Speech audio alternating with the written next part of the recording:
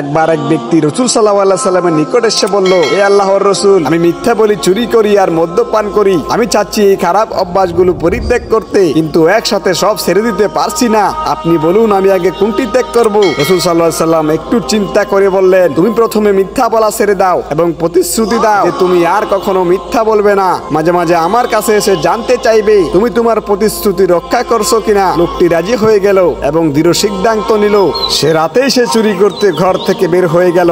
হঠাৎ তার মনে পড়ে গেল, কাল যদি রাসূল সাল্লাল্লাহু আলাইহি সাল্লাম জিজ্ঞাসা করেন তুমি কি চুরি করেছো কিনা, তবে তো মিথ্যা বলা যাবে না। সত্য বললে তো রাসূল সাল্লাল্লাহু আলাইহি সাল্লামের সামনে অপমানিত হতে হবে, তার উপর শরীয়ত অনুযায়ী হাতও কাটা যেতে পারে। এই চিন্তা করে সে বলল, আমি মিথ্যাও বলবো না, চুরিও করব না। এই ভেবেই সে বাড়ি ফিরে গেল।